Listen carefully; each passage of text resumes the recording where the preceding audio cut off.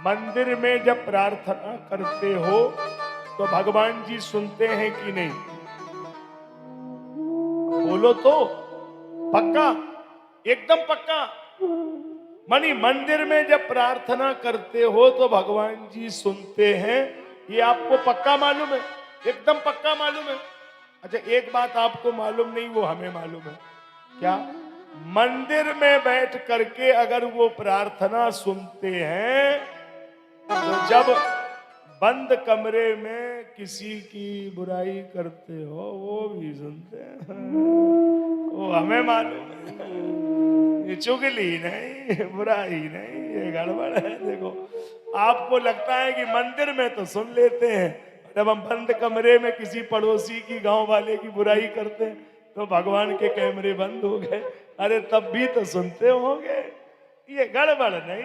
देखो साहब, अगर दिल अच्छा नहीं है तो गड़बड़ है। इसलिए कोई ऐसा काम नहीं करो, जितना करो खुला जीवन रखो साहब, तब नहीं तो गड़बड़ हो जाएगा।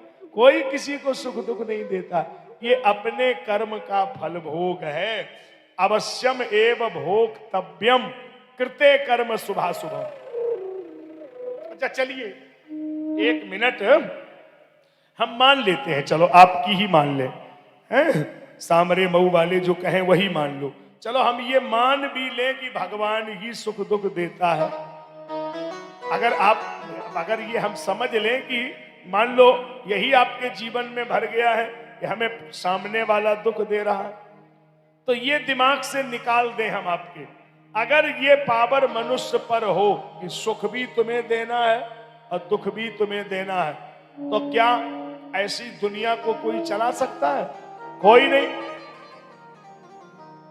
अब विचार करिए हमारी बात पर। जैसे भगवान तुम्हें सुख बांटने की मशीन दे दे कि सुख तुम बांटो, अगर मान लो तुम्हें सुख बांटने की मशीन भगवान दे दे, तो आप सुख किन्हें देंगे? पहले मेरा अंदाजा है कि पहले घर में बटेगा, वो बंद कमरा करके, और घर में अगर बच जाए तो रात में मान लो सड़वाई के घरे भलू पहुंच जाए, लेकिन पड़ोसी को तो हबऊ नहीं लगने देंगे आप।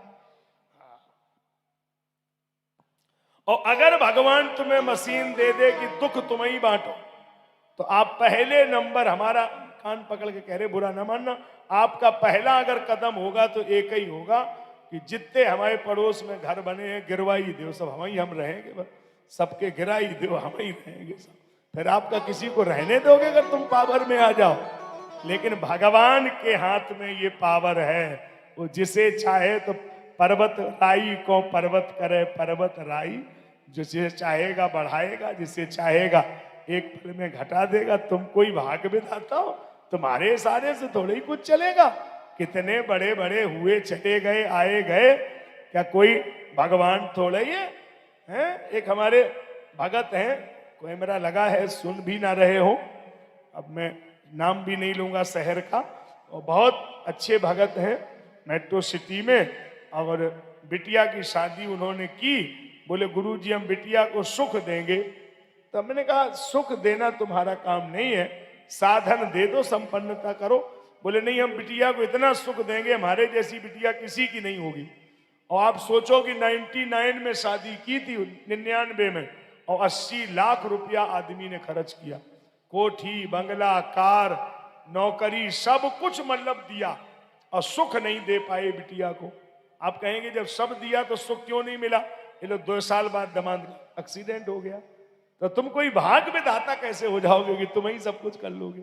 अगर ईश्वर ने ही नहीं लिखा है तो दुनिया में कोई नहीं दे पाएगा, और ईश्वर ने लिखा है तो फिर कोई मेट नहीं पाएगा। किसी को दोषी मत ठहराइए कि फलाने हमें दुख दे रहे, फलाने दे रहे, कोई नहीं।